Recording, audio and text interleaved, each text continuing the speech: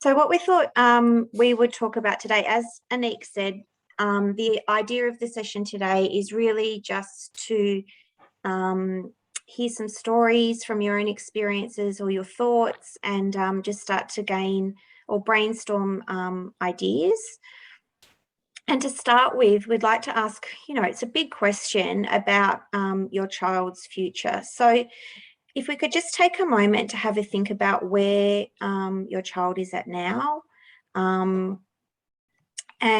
they could be, and, we've got kids of all different ages, so at all different parts of the journey. So for me, obviously in kinder, which is, I think, equivalent to preschool in Sydney. It's before big school. So I guess the next transition for us will be big school, or perhaps, after COVID, a lot of people are considering unschooling or homeschooling, preparing for secondary school. And we're just wondering, how often do you think about the next big transition, or the next, I guess, big step for your child? Is it something that you find quite consuming and that you think about all the time? Or is it something that you really only think about when you're actually starting to cross that bridge? So we just thought we'd do a quick raise of hands, or if anyone wants to shout out and share their thoughts on this question. But would anyone like to share? I'm just conscious of time, so I'm just thinking, Anik, would it be easier just to do a raise of hands? Okay, so for those of you that find thinking about the future quite consuming, if we can raise our hands.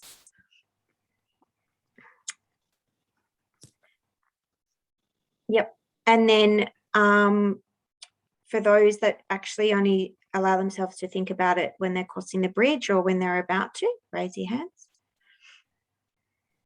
Can I just ask a question? I found the first question, all consuming, does that have a negative undertone, or is that meaning you just think about it scattered throughout your day when you need to, when it comes up? No, it was a bit ambiguous. No, we don't want to have I think it's more an issue of time.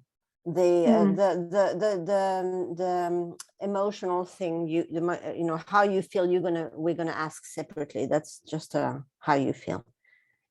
Yeah, perhaps all consuming is not it's a bit extreme. All the time. If there's an answer that says scattered throughout my day in my everyday life, then that's my answer. Yeah. Sorry. Yeah, that's good. So it was a pretty much even suit, I think. Okay, so then, and this is a good segue, Kylie, so thank you, because it's taking us into our next question. And that is, when you think about this next step in your child's future, or even steps further in the future, how does it make you feel? So what we're going to do is a Miro board, and I'm just going to paste the link into the chat. And bear with me while I do that. Okay. So there's the link. And so if you just want to, I'm assuming, I shouldn't assume, everyone knows how to use Miro with the sticky notes. If we just drag the sticky notes over. Great. Raise your hand if you're not familiar with this. I think we've used that before. So when you think about this next step in your child's future, how does it make you feel? Leanne, it's telling me I have to sign in to it. Have you signed it before or not? I've never used it before, no. You can just sign in is very quickly. Yeah, you might just need to quickly create an account, Kylie. It's quite quick. Just pop your email in. Or otherwise, if you like, Kylie, you can send them to me in the chat and I can pop it on a sticky note for you if you prefer to do it that way. Because I don't know the password. I think there's a few of us that need to sign up. I think I thought I heard a few people need to do it, so maybe I can see a couple, so I can see. So I'm just if you'd prefer to send them to me, or if you want to say it out loud, then I will write it for you. Yeah, I prefer this because I don't know whether I can write it on anything. Okay. So pop them on the sticky or send it through to in the chat and we can pop it in. Can I ask you to reiterate the question, like the question? Sure. Yeah. So when you think about your child's next step in the future, whatever that may be, how does this make you feel? Thank you.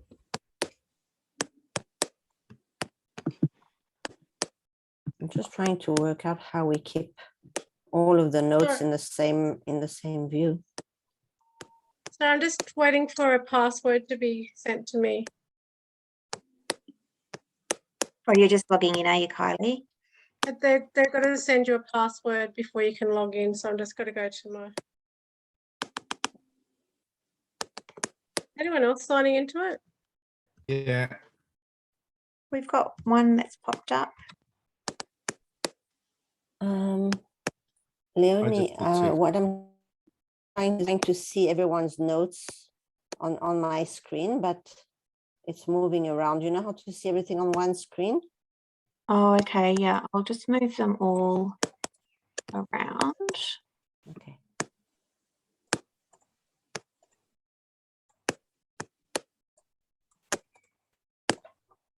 Okay.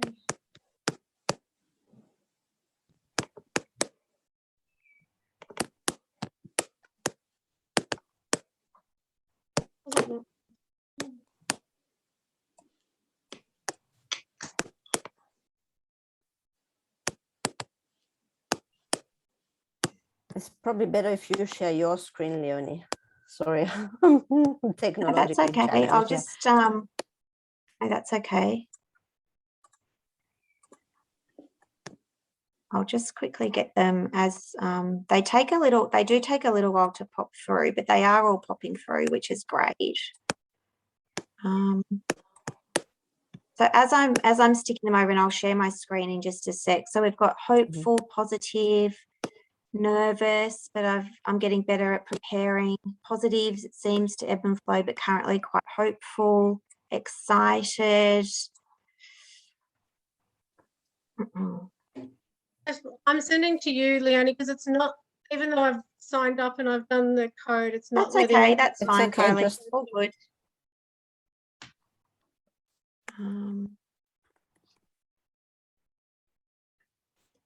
Okay.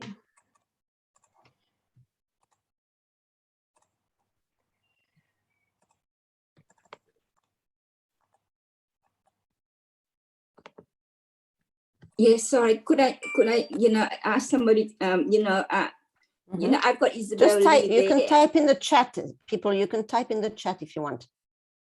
Yeah, I've got Isabel in my Isabel, screen, but I can do it for you. somehow when I write in the chat, it hasn't got my name in it for some reason. Yeah. Don't worry, Isabel. I can post it, and I can put Thank your you. name down. Right, thank you. I can see you, I can see your in the chat. I don't know, can look at how hopeful. Jangan cuando saya sticking Yeah. up. Okay. Could I ask you where, now it's opened up for me, where does it let you type? I can see you all moving around on my page, but where do you get to actually type in? Is there a section where you can type in? Hopeful and positive.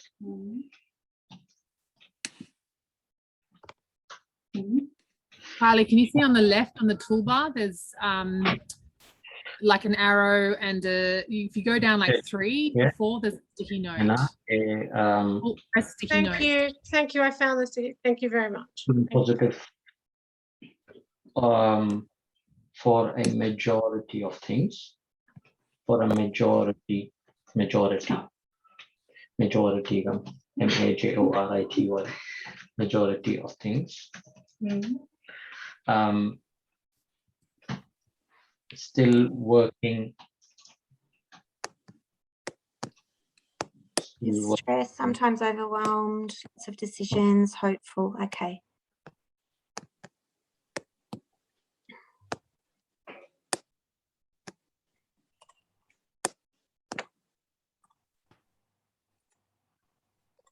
Okay, so Leonie, are you okay? Great.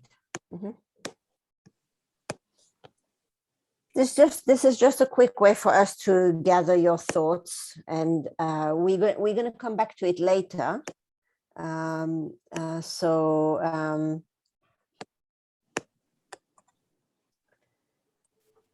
Would anyone like to elaborate on theirs right now? Because what actually we wanted to do is to just gather quickly people's thoughts and then move on. But if somebody wants to elaborate, we're happy to. I'm happy to elaborate. Sure. So I said that, so just on the question about when you think about the next step. So if I'm thinking about the next step, I'm thinking about beyond primary school. So the next big transition is going to be high school. So I'm worried about that, and I'm somewhat stressed about that. And I'm also hopeful. I'm worried because Victoria's challenges are real. Academically, school is not going to be something that she will excel in, but I know that it's the best environment for her.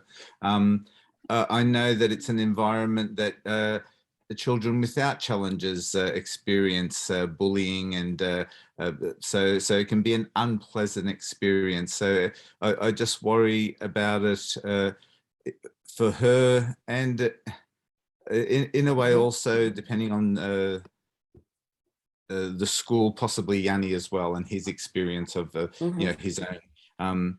So worried and stressed in that regard, but hopeful, and I think that you know, all the alumni, everyone that's got, you know, like everyone here and everyone that's gone through Now and Next, I think we've got this unfair advantage where we've been able to be yeah, there's a certain muscle that's been flexed in our brain that's changed us. So I'm aware of the stress, but I'm also aware of what I can do about that. And I'm aware of not being worn down and worn out by that. So that's where I'm hopeful. So and that's they're really the three things: worried, stressed, and hopeful. So would you say, from your knowledge of the people that you interact with, and maybe from people over here, that people are thinking about school, and that's perhaps one of the, you know, we're talking about community audits. I wonder if one of the organizations could be a school. Would that be something that you think might be a good idea for us? In what sense, Anik? Well, the community, this project is going to create an audit for organizations, and next year we're going to well, at the end of this year we're going to look for organizations that are going to want to do this audit. Perhaps one of the organizations should be a school, because that's where, without a doubt. So that's where you know, we're thinking about inclusion. That's our next. That's the next step of many people here. Maybe that's a good idea, because there's and so. Yeah, if you're thinking about that, so you'd say, we're aware that you've got a bullying policy as part of the school. I'm just wondering how, what element of that or how that might differ for a child with additional needs or disability. Do you have anything specific? So yeah, without a doubt. Okay, great. Anybody? So this is for us to connect our future with, you know, inclusion where? So school. Is there any other thing that comes to mind from writing, from people sharing their sticky notes? I couldn't really share the sticky notes. Well, it wasn't letting me even be able to see what I was writing, but I didn't get to write much, so I'm sorry. Just write in the chat, Katie, so we can collect your thoughts. Did you want me to share anything? Yes, please. Yeah. But later write in the chat so we can have your thoughts. Yeah, I will. But I was just going to say, I think I'm because of being a peer worker, and like Mello said, we're linked in to this greater community, and with great knowledge and understanding.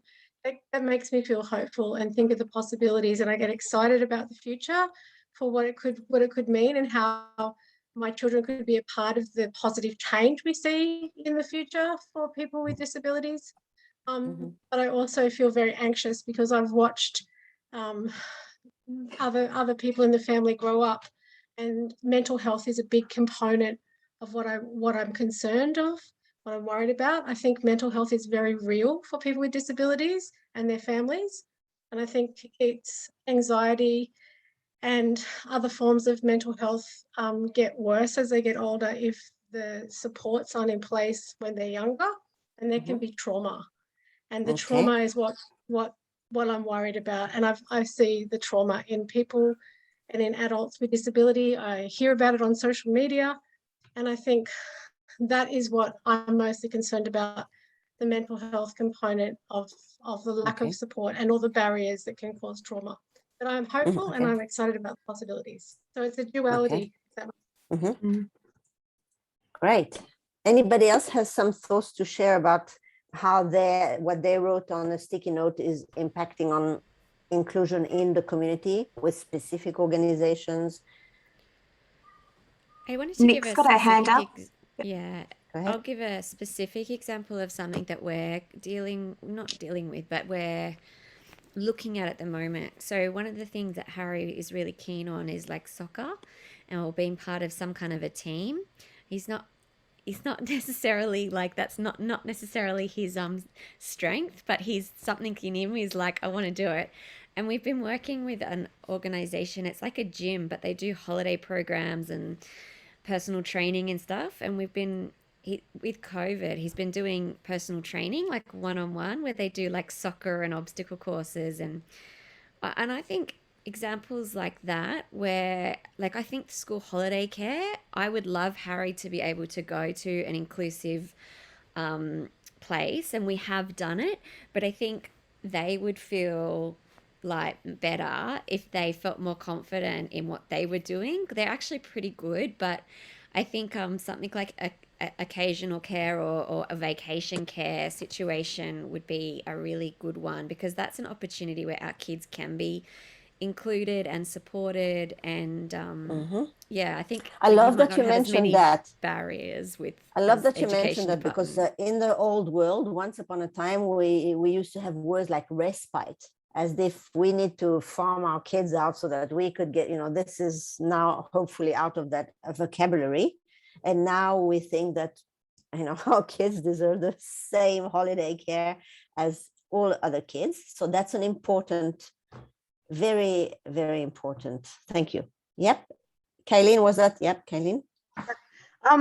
Nicole, I would also like to thank you for raising that, because we're actually another project that I'm leading. We're doing training for early childhood educators in play with children with disability. And that's to try and turn every centre into a green light centre, where we're building the capacity of the centre to be able to accept children. So I'm jotting down what you just said about occasional care and holiday care as well, because that falls under that cohort for very young children. So I'm going to use that for another project as well. So that's awesome. And with early childhood education, I also think that's really important as well, inclusion, particularly around pre-diagnosis. So for various things, ASD, even hormonal issues, stuff like that, it's not diagnosed until later, when the child might be in primary school. So my concern is inclusion in settings pre-diagnosis, when it's just an issue or a concern, and there's no real knowledge of what might be going on. Is it just a phase? Is it and their capacity to deal with that? And this is coming from my granddaughter, who's experiencing some quite severe behavioural issues that have cropped up out of nowhere. She's 5. There's no diagnosis, and her long day carer said that she can't come one day a week and has to be picked up early every day because they can't deal with her. So their inclusion, we have always found them very inclusive, and all of a sudden now they're not, because there's not a diagnosis. So every point. child, they're unless it's picked up, there's something when they're very, very little. I'm particularly interested in inclusion pre-diagnosis. Not saying that she's going to be diagnosed with we don't know. The signs are there, but at the moment she's just a problem. Mhm. Yeah, I mean, it's really interesting that you mentioned this because in my eyes, there's no problem kids. There's no such thing. They might Yeah, they no, might have to a them. diagnosis, they might not. But the question, if a child is doing, is doing behavior that we are worried about, or then we have to look for a cause, no matter what the child's, whether there is a diagnosis or not. So it's a really good reminder. Thank you, Caitlin. It's a really good discussion to get us going now, like what sort of organization we're going to look for to carry out audits, because that's what's in our heart at the moment and in our mind. Anyone else would like to comment on, just think about what you put there on your post-it and, where does it, where would this happen, inclusion or not inclusion in the community? Yeah, we Mohammed? can add there, Anik. For me, I think every family operates differently, and the question is relating. It's different to each family, and even to even just at a level comparing between Kiwis and Australians, it's different because there in Australia they have NDIS funding that gives a sense of some kind of a commitment for the child, even for the later on, where in New Zealand, we don't have that funding. So we have to create those avenues and pathways at a different level. So even the families, they might be different at different stages. Having said that, if this question came to us in 2018, when we were diagnosed, we would have different feeling or a different approach to it, or might be a different answer to it, where we were looking at just a blank paper going ahead. Now coming into and learning with the different courses, the different programs, now and next is just one of it. We feel as parents feel more powerful knowing that we can define the future, which we didn't know 2 or 3 years ago. It gives us the capability to be in the driver's seat, where we as parents, I'm just telling the New Zealanders, I can't tell about the Australians there, that we have to step up to game up our achievements or our work.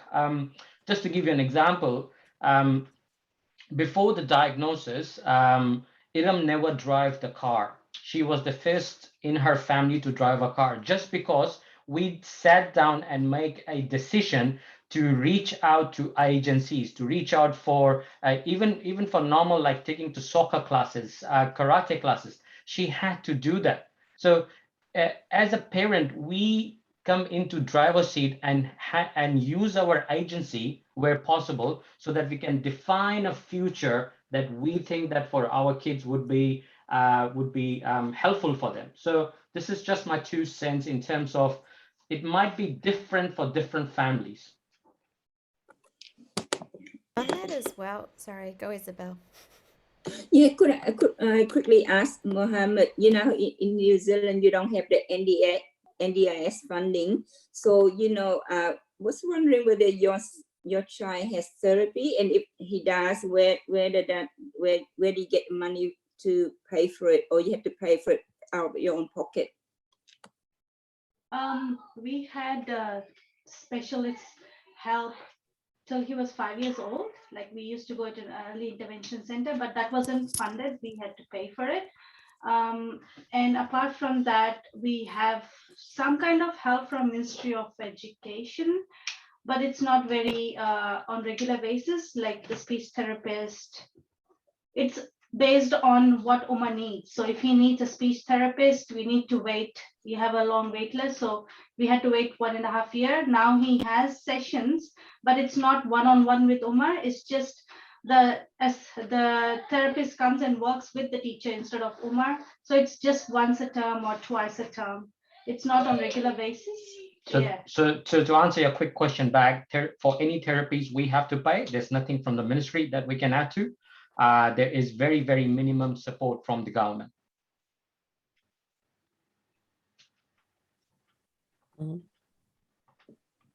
I just wanted to add, where Mohammed says every family is different, I agree, and I think every kid's different as well. And I think in terms of accessing community, we're sometimes as a society better at understanding like visible disabilities. Like I think about, so I worked at Luna Park, managing the performers at Luna Park for like 7 years or something. And, you know, the performers were awesome at connecting with several kids with additional needs would regularly come, you know, to Luna Park, and they'd have their favorite characters, and occasionally we'd call them on their birthdays and things. That was really cool.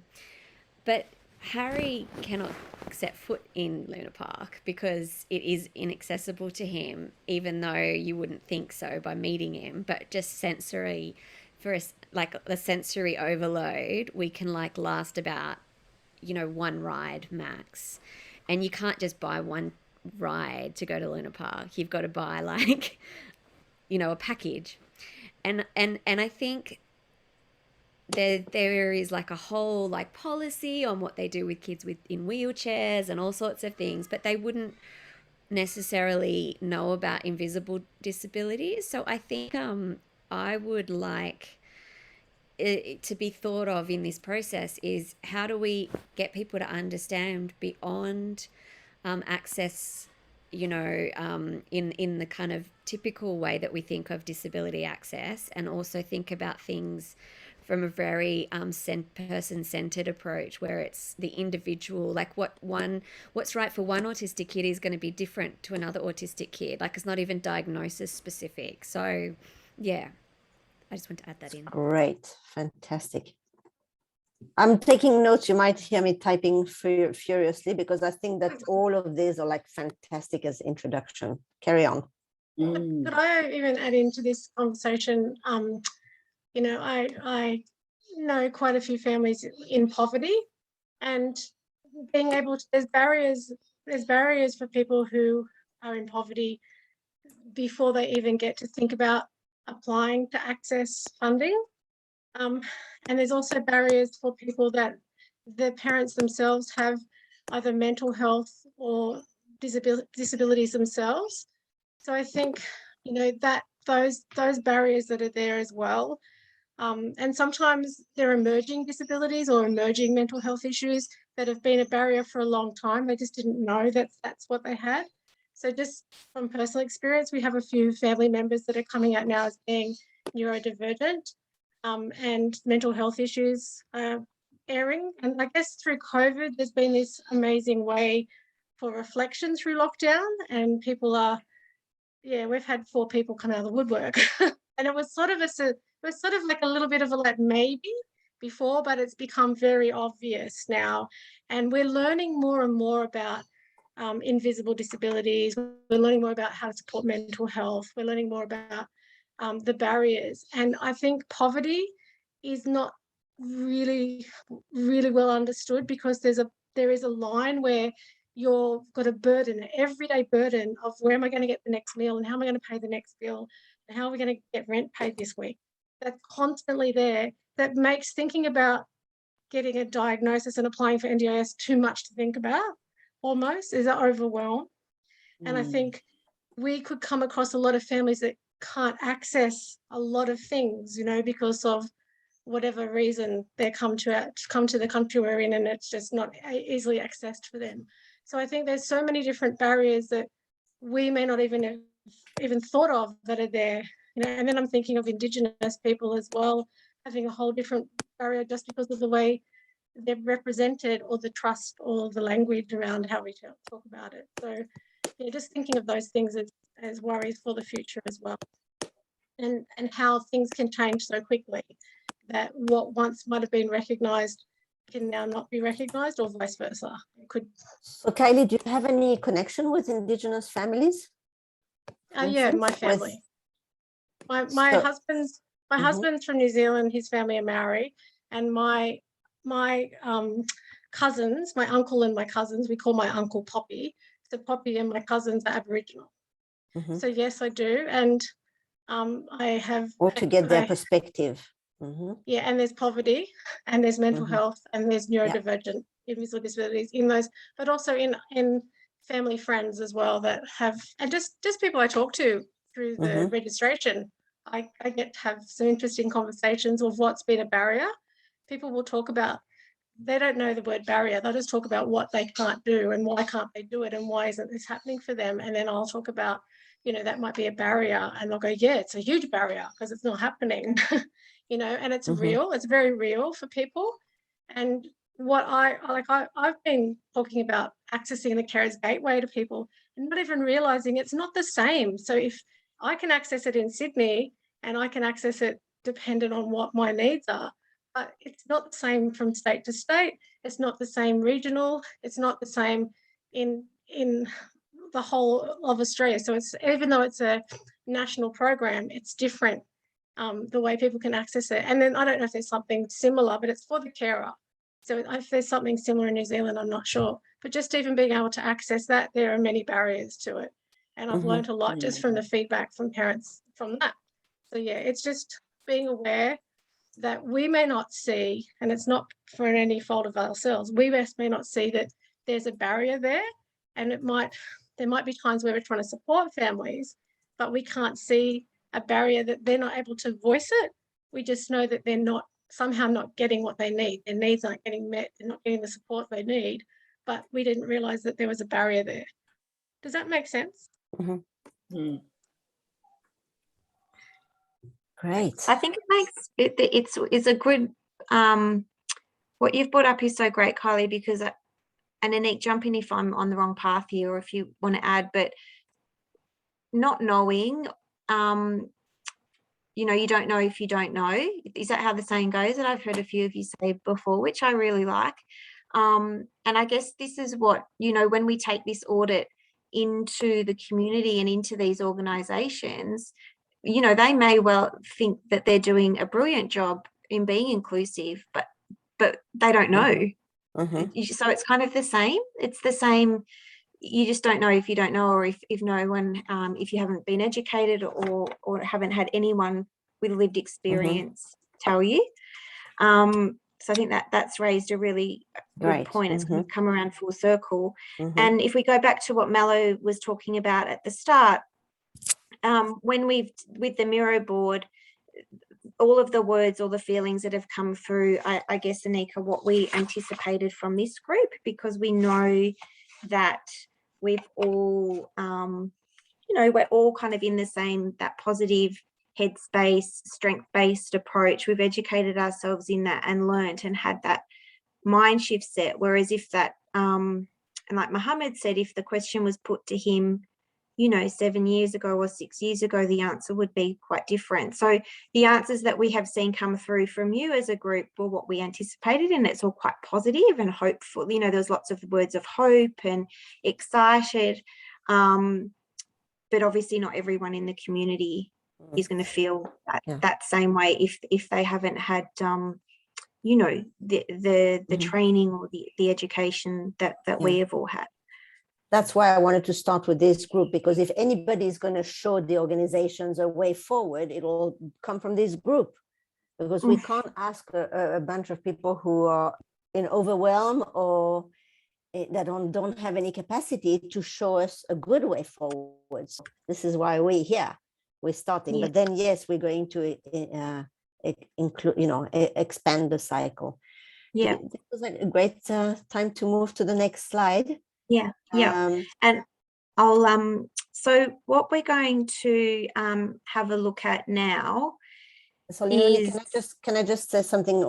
Because we're not going to have enough time to do the activity, I suggest you just show the model. We're going to show it to people. We have 2 slides with different models. You might have seen some of them, and then afterwards, I'd like to move to the. We might come back to this as an activity later, but yeah. So some of you might have seen this. Has anyone said? I'm sure that. So we put this up just because, you know, it's obviously very much in relation to what we've been talking about this afternoon.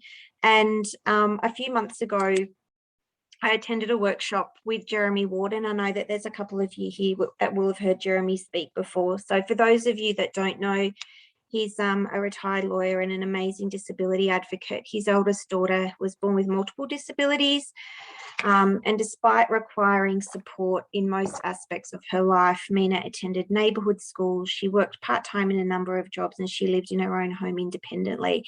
And Jeremy referred to this as a good life, which I really love, and believes this is what we should be aiming for when thinking about our children's future. The diagram that you can see on your screen is actually by Dr. Bob Jackson, and he talks about an ordinary life. I prefer the good life that Jeremy uses, but I think that this diagram kind of illustrates it quite well. So basically on the top line, you can see that there's a set of expectations, a set of expectations that really are rarely spoken about. But when you have a child, it looks something like that. So from birth through to school, TAFE, uni, job, relationships, home, and then they have their own family. However, if you have a child with disability, delay, medical issues, obviously different forces come into play. And from the first instant that disability or delay is recognised, the advice starts coming in about early intervention, segregated classes, etc., lots and lots of therapy. And all of a sudden, we can look at a very different path, which is that bottom line. And I'm reading from Bob Jackson's report, which I'll share into the chat for those of you that haven't seen it before. I put the link into the chat. Oh, you've put it in. Oh, thanks, Anik. Thank you. It's actually really interesting. And what he says is that he's never met a parent who would choose the bottom path unless they're at a point of desperation, due to feeling abandoned in terms of real support. So what they're saying is that, and like it's been brought up, every child's different, every child's needs different. But if we have a clear vision, and this is what we talk about in Now and Next, if we have a clear vision of what we would like our child's future to look like and have a strong belief in that, it's going to be much easier to achieve something that looks like the top line as opposed to the bottom line. And Jeremy also said in the speech that I really loved, he said, inclusion in community is not improving a segregated service. Don't make something bad better. So instead of fighting for the group home, fight for independent living, which just, was I just loved that comment so much. So would anyone have any thoughts or like to share with regards to this diagram and what we've just spoken about? 2 minutes, people. Can I ask a really quick question? I think this diagram is very visually, it shows two pathways and one and two going in two very different directions. I'm just wondering how many jumps can go between the two pathways? Can we colour in the middle? How many times can we colour in the middle? That's why it's so important to turn to different organizations, because if you're on, if a family has been directed to a segregated education setting, what's the way back up? And this is through, part of the way is through organizations. That's what organizations have to understand during audits. And could I ask again? And could that person that has been included, could they segregate themselves at any time as their autonomy, as they grow older and their autonomy, and they decide that that's not where they feel safe? Does that make sense? Yeah, absolutely. I mean, when you think we're talking about a good life, it's a good life for your child. So it needs to be something that they feel safe and secure and happy in. And I think with that line, what you were saying with the jumping backwards and forwards, or, or even being in the middle, that's a really good point, because, at some point we're going to be, interventions need to be there to help our kids. And it's just whatever we need to do to boost the skills of our kids to get as close to that top line as they can be. Like that's the hope, the vision, the dream, and just having that sitting there at the top is, will keep you on track. I guess that's the idea of it, or that's how I see it anyway, when I look at it. Does that make sense, Kylie? Yeah, it does. Yeah. I also think absolutely. it's going to be harder to do the jump if you've been on the top, if you've been on the bottom line and you get to the bottom and you're Yeah, not close to the top, there's a bigger gap. And I think yeah, that's what we've talked about is if you start at the earliest possible exactly. point, there's less of a leap that you have to make. Yes. But if you've gone from being in, you know, like if you're way down the track, then the space to jump Yeah. is bigger. Like I Yeah, remember because I we, talked. Go ahead. sorry.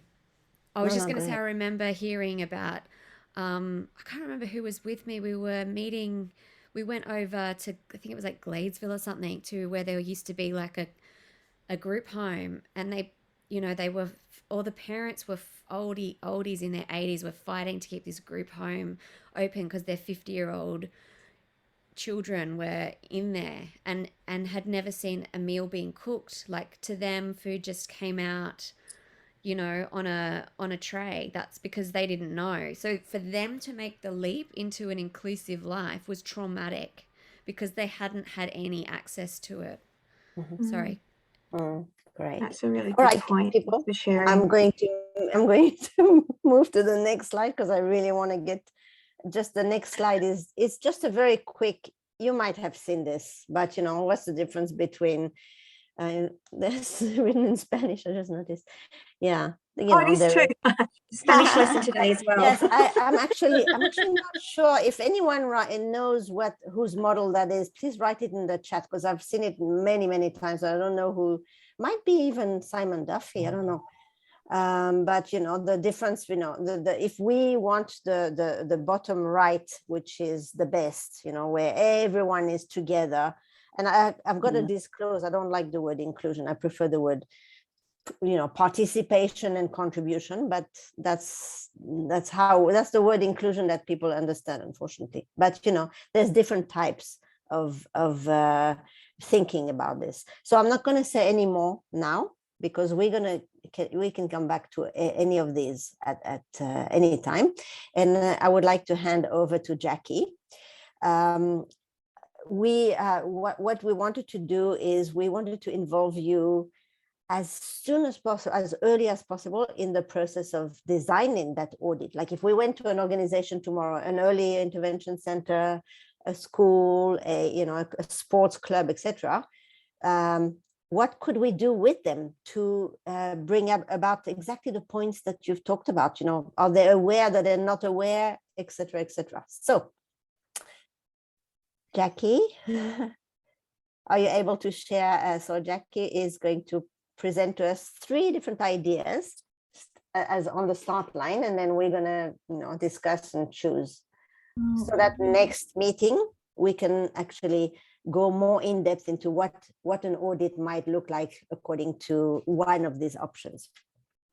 That's very exciting. Will it let me share my screen? Yes, it should. It's not showing. Multiple participants share their screens. Okay.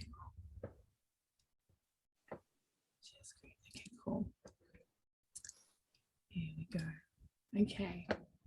So with this, Anik kind of sort of said, let's go wild. So we haven't sort of thought about maybe doing like a,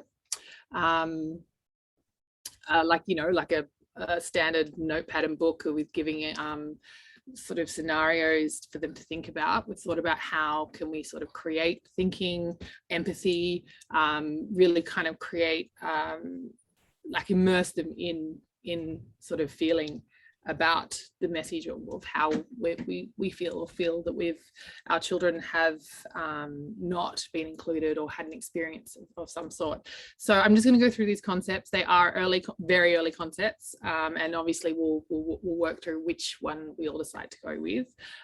So the first one, and you'll have to excuse me, I tried to go really fancy with this, and of course I've had a few technical problems, so it's a bit simplified at the moment. But this is concept 1. It's based on a board game, kind of almost a bit like Monopoly, and you've got here, so I had annotations and they haven't worked as well as I'd like, so I'll take you through it. You know, the little unhappy face might be sort of pain points and scenarios that we may have had that's in a part of the contribution. You know, you've got your little community chest of things that were possibly considered as things that you've actually appreciated or you've noticed have been good things that you've found in your experiences, and the little one with the little, I can't use my cursor on here. Can you see my cursor? Yeah, we can see people, maybe that's a team thing. So anyway, you're in this is more of a bit of a face-to-face thing. I think I haven't thought about this digitally for Zoom, but it is like a game on a big scale. You're going into an organization, there's like 10, 5, 20 people, we don't know, but it's a large scale kind of game that they're playing. And we will open with signature strengths. So every team member will look at the signature strengths and find which one they align with the most, and they'll take that, and that's their little person that sort of stands up here, starts at the beginning of the board, and they move across. They'll have a dice, which will be like this, and the dice will sort of or the dice will have like the little sad face, or obviously these icons will not be fixed in any way, I've just used it, the little options here. So they'll roll it, and then they get to pick a card, and the card will kind of suggest which kind of strength may work in that team to answer that question. And the question might be based on scenarios that we've given and ways that they can think about how their company kind of how it applies to their company, and have they seen this, or could they see this happening, etc. It's kind of done in a group form with the whole team as well, and they work, and maybe it could be multiple teams, and they kind of just work through it together. When they get, it's not really like getting an answer right, it's where they may have answered in a way that they feel that they kind of understood the scenario. Maybe they get a token, and it goes like that. So again, this is early kind of sketches. So it's kind of like a little bit of like a game, but taking them through experiences and different levels. And so the next one is concept 2, and it didn't really work. This one is a role play, so it's more of a physical thing, which means it's kind of set up like a playground where or children's toys, and there will be sort of different stations where they will go around, and each team will go and get this one. I actually based off it's an empathy map. I don't know if anyone's seen an empathy map. It's trying to help tell a story of the voice of the user. So here we'd be wanting to have the voice of the child and multiple different kind of angles of it. So each one, say like the little slippery dip, is a setup in a room. Again, I haven't thought about this digitally. And each one will have a different scenario, and team would move from each one. It's kind of like a move around. And in that scenario, they will be given a bunch of tools and skills, ways to try and consider how these scenarios could have been helped or fixed for the child to navigate it. And again, there is a grading system where they can kind of see how well they kind of thought about from the child's perspective or the parent's perspective or something like that. Each part of these can have a different aspect as well, whether it's a voice or a thought or a feeling. And it's to try and get to, then they're to sort of think about how it applies to their organization, so that we can go then for them to make goals later on. Maybe uncover what they don't know. Maybe uncover things that they don't know. Yes, exactly. Well, every one of these concepts will have one of their levels uncovering what you don't know, because that's obviously an important one. Yeah. Well, that's it. And they leave with a plan and a list of things to do. It's kind of, this one's a little bit more sort of like team building, but also to sort of try and create empathy, like thought and empathy of the actual child and families. And number 3 is, sorry, that's just replayed. Number 3 is pictability, but in a giant, like big format. So a big pictability box, everything's big, and we, instead of having the child and the family and yourself, it'll be the individual, the team, and the organization. So, and again, we'd start again with signature strengths. I think that would be a personal thing. So every person in the team will have their own signature strengths. And then the goal cards will be based off scenarios from our families. And then the goals will be thinking, well, when you're sorting through the cards, it will be how will do they feel that their organization supports this? If not, like goes into the no pile, and the no pile is then moved to the vision board, where they decide how they will look at making steps for these changes in the organization. Again, it would be placed on the board as an individual, the team of the organization, so who will take these goals on. And then we've added in down here is Earth, which is the next step, is how can this done? Can it be done now or later, which would be up here. The action board would be done on a team level, and then there would be a part for the individual as well, for each person. So every person would leave that day with what they could do that day to make changes or to make a step in inclusivity, to adding to the organization. I think that's kind of it, really. Though the signature strengths would be another thing that would need to be molded into this. Not signature strengths, sorry, the keys to citizenship. So that's the bit that needs to be slotted in. But these are just ideas, very far out and wild, and obviously can be toned down and thrown out or pulled apart. Yeah, just different things. So I'll just leave it with that, and then yeah. Thank you, Jackie. All right, I know it's like a lot, but just initial thoughts. Can I just ask questions to confirm? So the audience is service providers and professionals. They're the ones that would be playing. Organizations. So an organization. So if it's a regular sports club, it's not. I don't know if you call that a service provider. So, no. Yeah, anywhere in the community, Kylie. Anywhere in the community. Anyway. Yep. Okay, so that's much broader. Okay, yep. And for each one of those experiences of playing the concept, the game, the outcome is to get to the similar or same goal of them having awareness and seeing where they're working well and seeing where there could be improvement for. That's sort of the outcome. And a little plan going forward, bullet points of these are the next, these are our next steps. So there's some things to do. So all of the three concepts will have that at the end. Yeah. Here's what we learned today with our game. And these are the things that we can do right away. And there's things that we can do on the long term. That's our mandate. They can invite us to do an audit, and then they can have which is why Kayleen.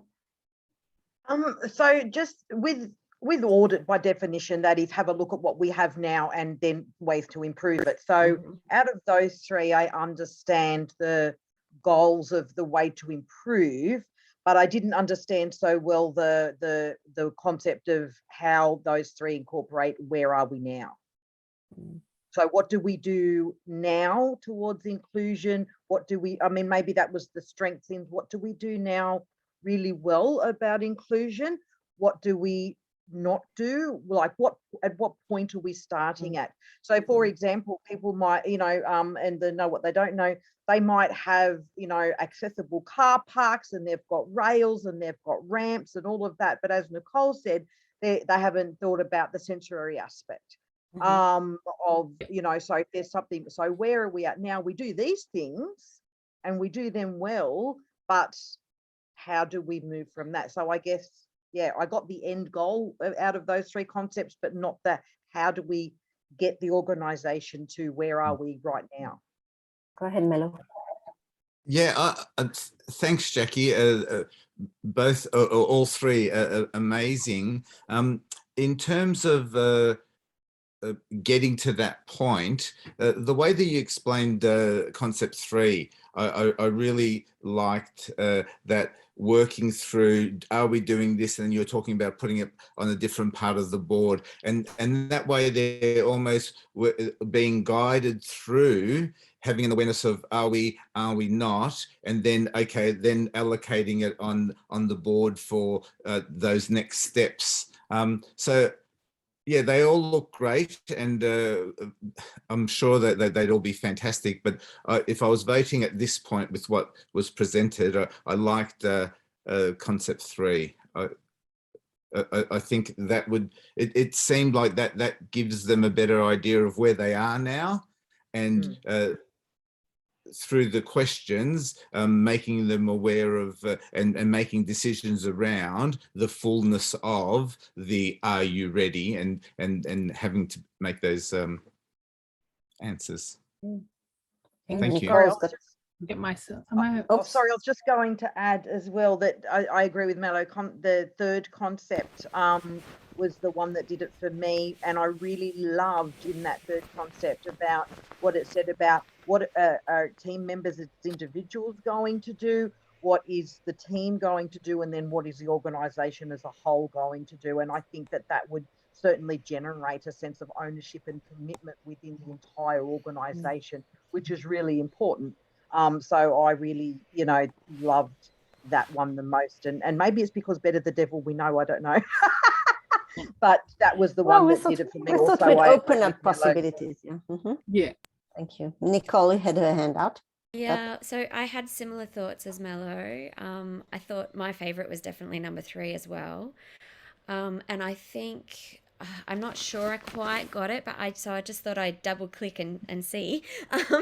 So with what I loved is the idea of the stories, and I think you were talking about, like, with the goal picture cards, they would be different stories. So I like the idea of hearing from different kids or families, the positive thing that has happened for them, or the challenge that's happened for them. And like Kayleen said, I also love the individual, like with my thinking back to Luna Park when I was there, there's a lot of young kids that, love their job. And I love the idea of, like, each and every, like, casual staff member, like, having a little goal that they're going to, work, because that's the difference. And that's what I would see when I worked at Luna Park, those little moments being huge for kids, and families with additional needs. So I think, I love that idea too.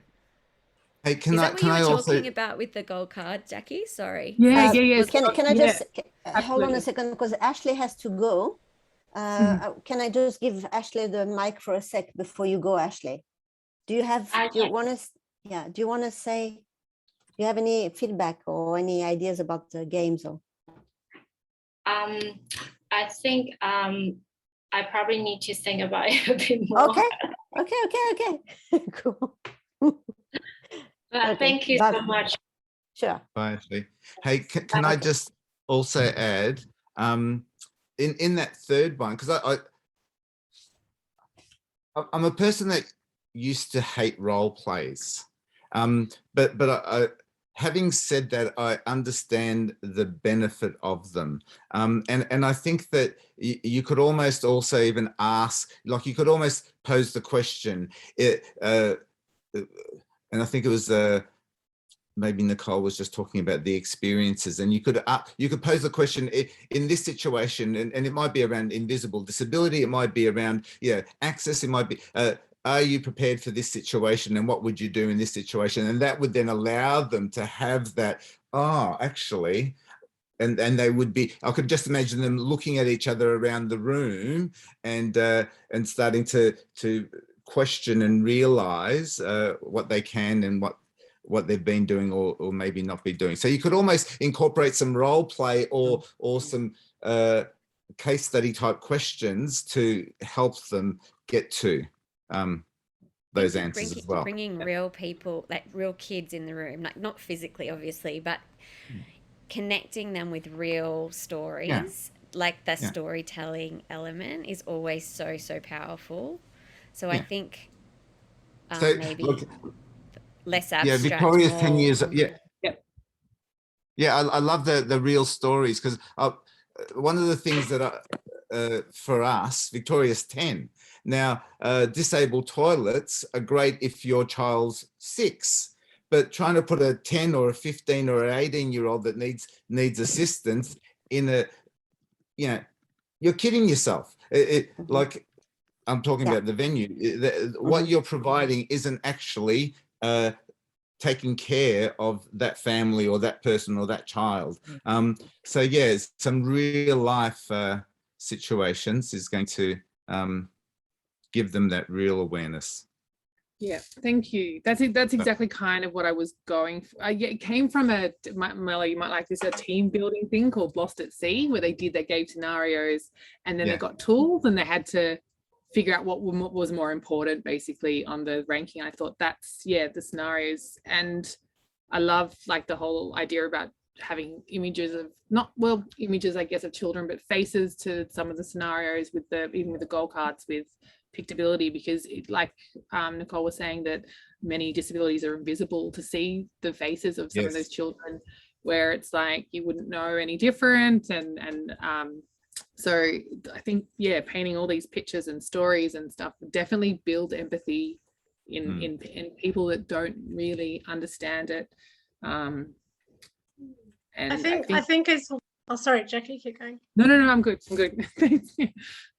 I think as well, just being able to help people to open their own eyes through the doing and the trying to problem solve, or trying to, like just like Mel was saying with Victoria, here's the toilet, it's this big, this is meant to be an all-inclusive disability toilet, but look how many people have to go in to help her, and how do we do this? And that's where we see the gaps, and that's where we see the barriers, and they need to walk through scenarios, walk through a problem-solving activity of some description, where they go, oh, hang on a minute, well, how can this happen if there's this gap or this barrier?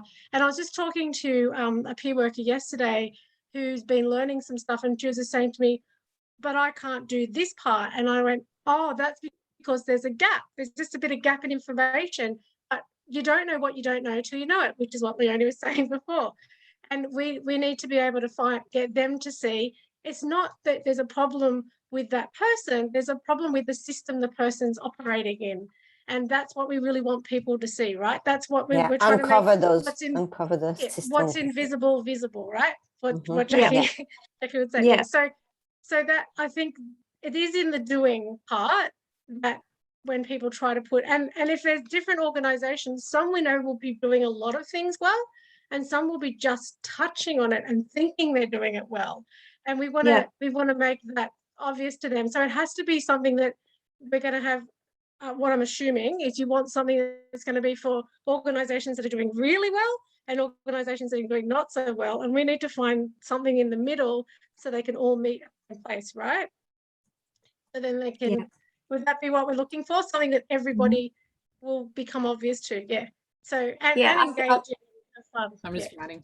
I love what you're saying, Kylie. Like, I think that a lot of organizations, they'll think that they're doing, they'll have done a lot and think that they're doing great, and they are. The fact that they're thinking about it and doing it. But it's what I loved about that graphic is that you've got integration and how different that is to actual inclusion.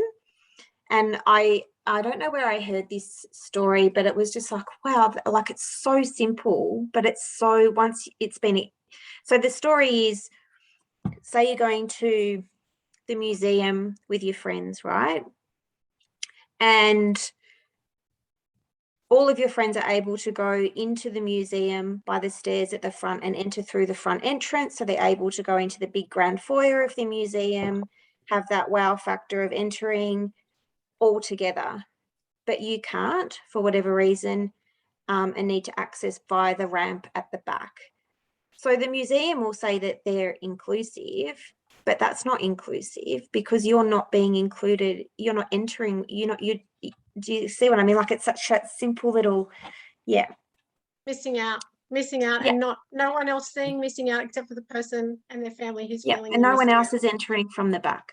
Like, everyone else is going up. And that's where we've got to create the empathy, right? We've got to be able to open eyes, make awareness, and create empathy to go, hey, we don't want them to miss out. Let's all fight for them so they don't miss out.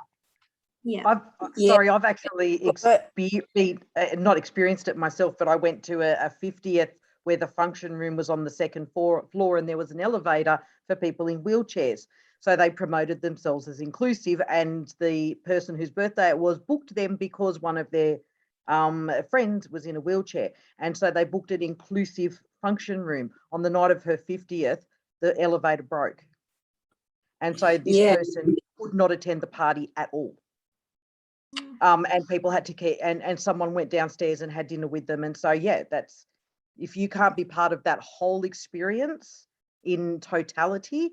And I was going to say that moves me towards as well, is this as well going to explain what inclusion is? So as well as that inclusion is not having a separate day just for blah kind of people, that's not inclusion. Like the ramp at the back, that's not inclusion. You know, are we, is that going to be part of this as well? Yeah. I think the scenarios process. could include those Educational things. aspect as well. Yeah, and also, you know, like there's ramp and it's accessible for people wheelchair and that. But I was thinking about having a sense, say in the Luna Park, where there are many rides and activities can be overwhelmed for some children with high sensory needs. So maybe they have a room, sensory room for for the children with high sensory needs to go in there and let it out, and and then they can get ready to go back out and to do more rides at the Luna Park or join in more activities. And also with the the role play, I love role play, because I was watching one role play, and this mom with a child with disability was really discouraged by the director of the preschool to say, look, your child is not quite suitable here at the childcare. Maybe it's best if you move your child to another childcare. So they were sort of discussing and talking through, and I felt really sorry for the mom. This vulnerable mom trying to get her childcare to stay there at the childcare, but was discouraged by this director. And and I feel that sometimes people with power, say this director at the childcare, she's got the power, and then to help the people with the vulnerable families to get to be in to for themselves or for their children to be inclusive. Right. So we're approaching the end of the meeting, and I would like people who have not spoken so far to now speak. Please. Mohammed's got his hand up. Just yell out, Mohammed. I'm just going to say we like the number 3 in how it's presented, but I just have a single two points on it. One is, does the is the, I mean, in the start the definition was very clear in terms of the outcome, what we are trying to get out of this. So does it align to the outcome, all the 3 proposals that we have seen?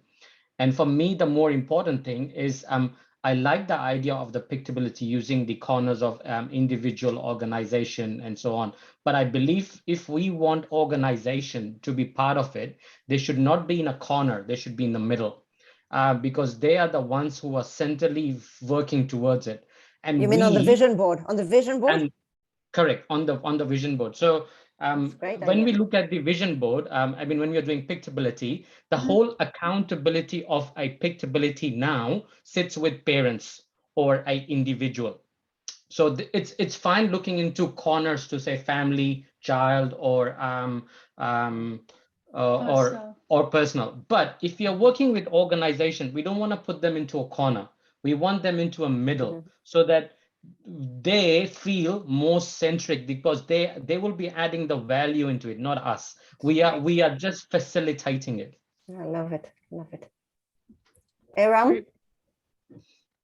Yeah, I do like the cards, the third one, the pictability one, because it made more sense, and the visuals with the gold cards give more meaning. Even if a parent, like if I look back to few years, like Mama said, before diagnosis, I didn't know what I wanted at that time.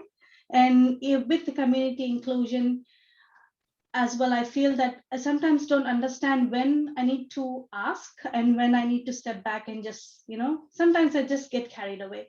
With the goal cards, I can be in that scenario thinking of, where and what has been the barrier, so that I can just reiterate on what has been stopping me from going there, like the swimming lessons, just for an example. We've been looking for one-on-one swimming lessons. So, and wherever I went, they would say, yeah, the parents can join in the pool with the toddlers. And for me, it was a barrier because I couldn't go in the pool with my hijab and everything on. So yeah, just looking at those scorecards would help the parents a lot, just to think of every scenario they can come across and what barriers they're faced or may face. Yeah. Great. We're rapidly taking notes. It's great. Yeah. I wish I was had a near you. little I do your swim lessons. I'm a trained swim instructor. Yeah, our local swimming pool has a curtain as well, Aram. Oh, I Not wish very we had one over inclusive. here. It's Yeah. been a year. See, I didn't find anyone. It's And been good. because It's of good for lockdown. Harry's sensory needs as well because it stops the sound vibrating. I just wanted to quickly share a little story that happened at Luna Park. There was a guy who came to Luna Park every weekend, and he'd go on the Wild Mouse roller coaster. He had a little clicker. It was like 150,000 times he'd been on the Wild Mouse roller coaster.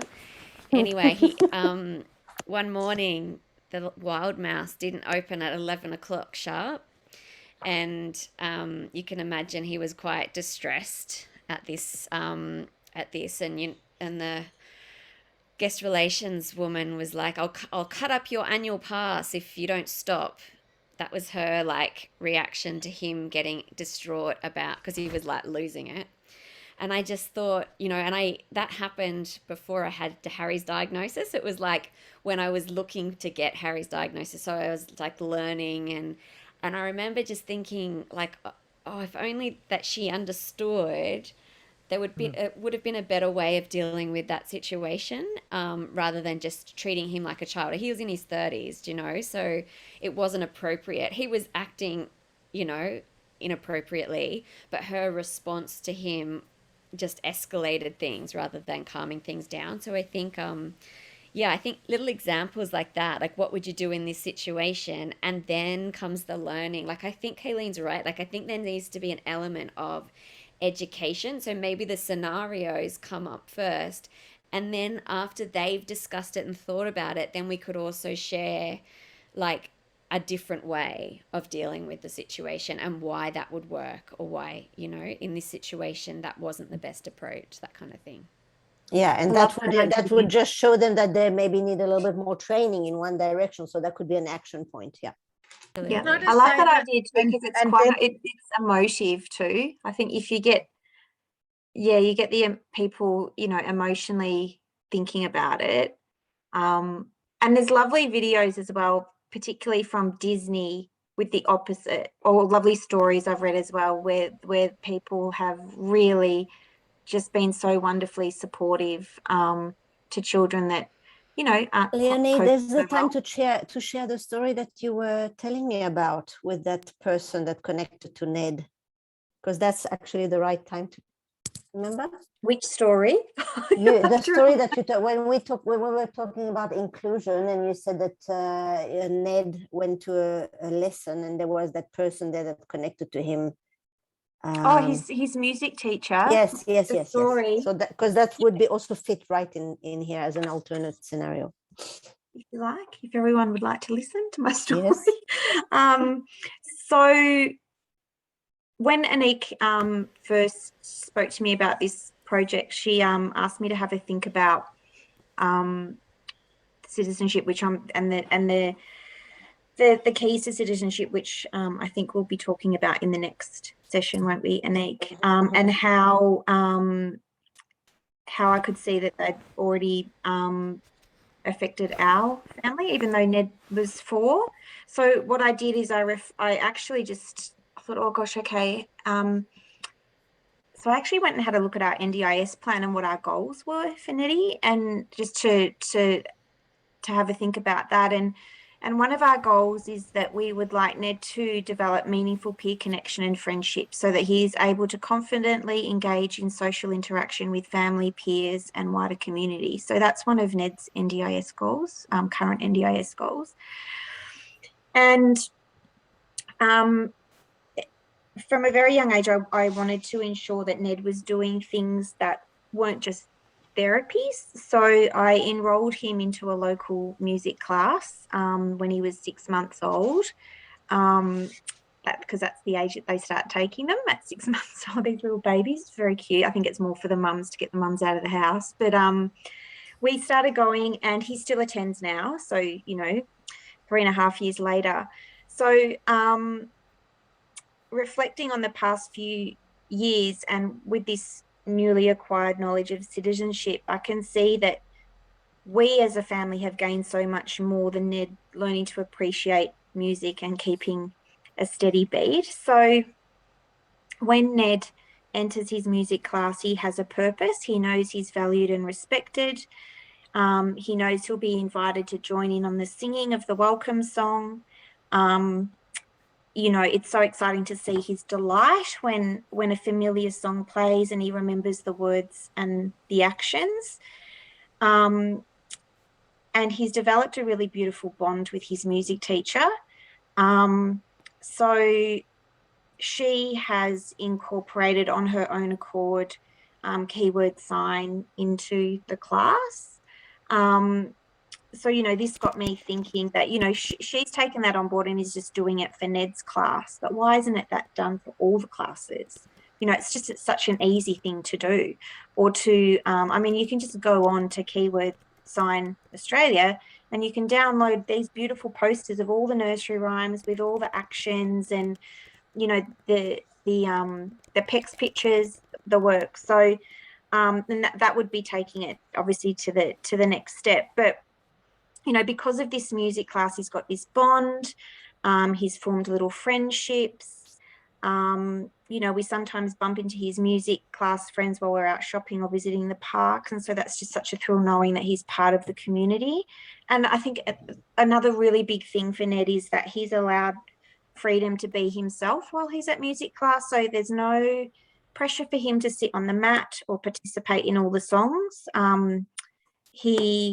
The music room looks down onto a construction site at the moment. So some days he just spends the whole class looking out the window at the diggers.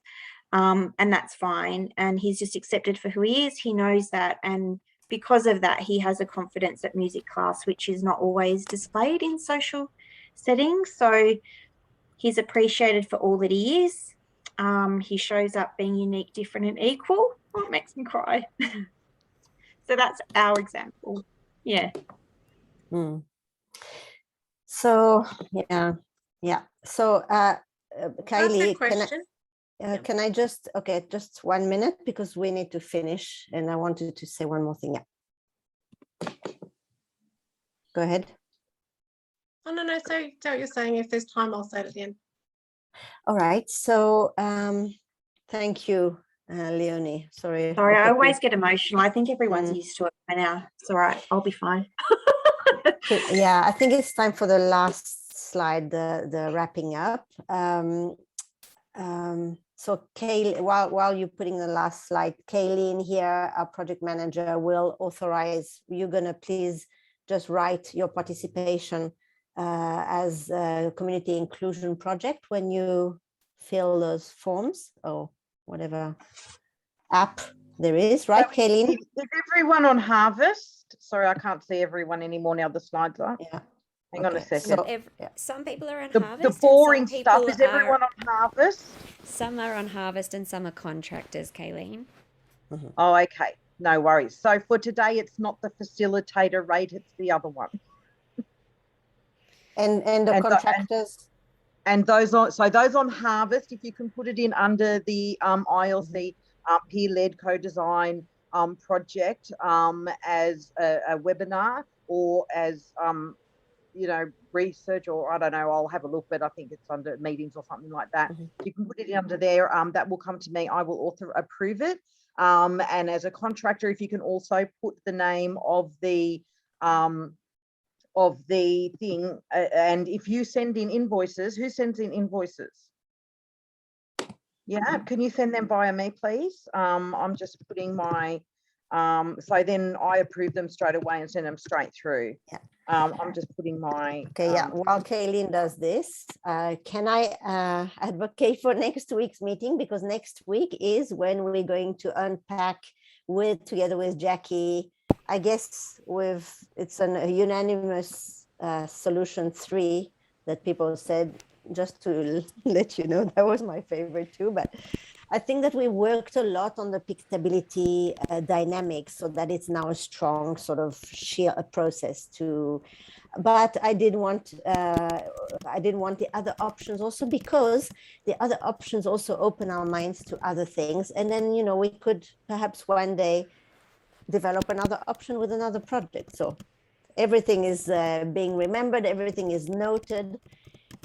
So next week, I'm in Israel at the moment. Some of you might know this. Israel is going back 1 hour, so I just cannot. I woke up today for 6 o'clock. I started at 6 o'clock, and I just can't start any earlier. So if for you it would be an hour later, and I know it's a horrible time in New Zealand, but and not so great, but I'm just asking you for the one time, if you could. I would absolutely love to have all of you at this session. It's such great discussions. So if you consider that, send an invoice for two sessions rather than one at a time. It'll make sense. Can you please? Sorry, Anik, the next invoices will be paid on the 10th of November. So you need to get them to me the Monday before because to be paid. So sorry, because there's a pay change. If some of you haven't done some work from Plumtree for a while, there's been a time change. So so there's today and next Saturday the 6th. So if you can get me your invoices or your stuff into Harvest on the sort of the by 9 o'clock on the Monday morning, the 8th. But it has to be before 9 o'clock. So if you can get your invoices to me before then, I will submit them. They'll be paid on the 10th. Great. And now last, I would like to add, because we're running, we're short of time, I would like to ask you to type in the chat just closing comments so that we can have everyone's comments and also a record of them. Thank you, guys. I just love that session. And it's just the beginning. Today, I just feel we just touched onto something. And I think next week, we're going to go much deeper into it.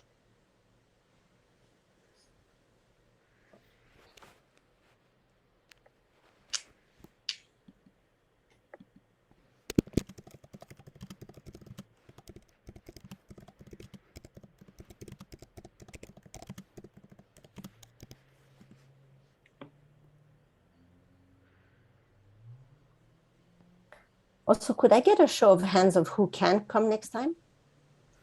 You can. Can. Who will attend next time? Sorry, what was? It was the 6th, wasn't it? Yeah. Yep. Yeah. I just need to check. Okay. Oh, please come. Just begging. It's just so awesome to be doing this together. I don't like the idea of just planning and then showing you something, if it's going to be co-design, it's going to be for real with the nuts and bolts and the stories.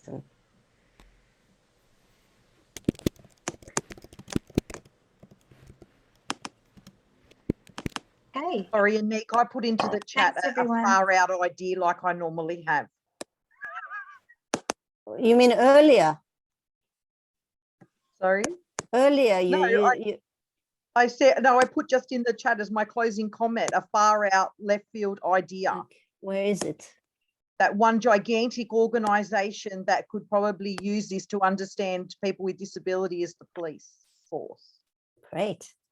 Fantastic. So when you so when they as an organization, Imagine not that we want them to be inclusive, but at various times as our young people grow up, they may encounter, unfortunately, the police.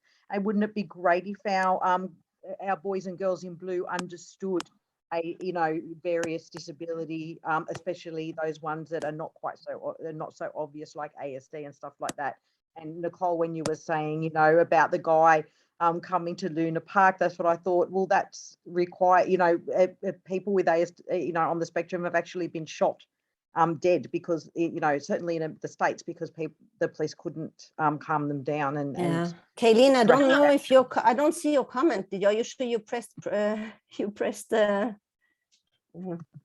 so I would love to have your comment. Can I just say, imagine if, I have to go. if the See police everyone. would take Thanks. something like this. Thanks, Mello. Thanks, everybody. Thank you, everybody. Bye Thank bye. Have a you. great weekend. Thank you. Thanks, everyone. Thank you. Bye.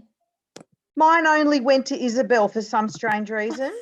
Can you just Yeah. repost it? Yeah. I was a Isabel little, thinking you've all gone mad. anxious. So nice to meet you, Jackie. See you later. Oh, thank lovely you. to meet you too. Bye. Speak Thank soon. you. Bye. Thank you, Bye. Jackie. Thank you. Yeah, sure. Okay, great. Thank you, Kayleen. Just post. Yes.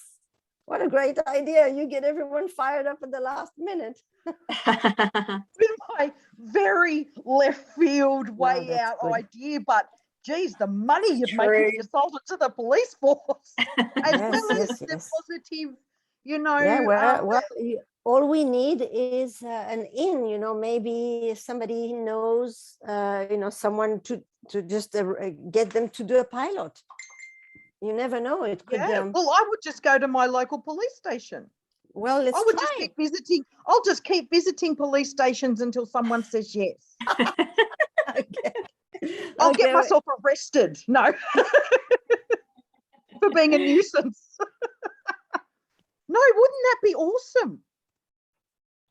Yes, it would be great. Would. Yep.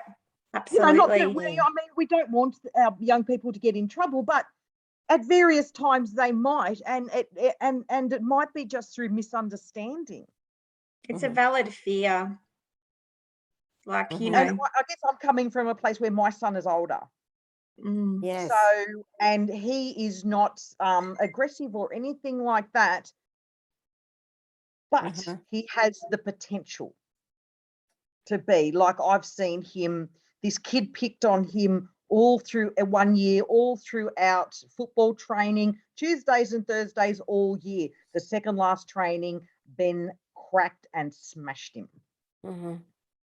He put up with it. Now, did the kid deserve it? You know, I know no one deserves to be hit, but, you know.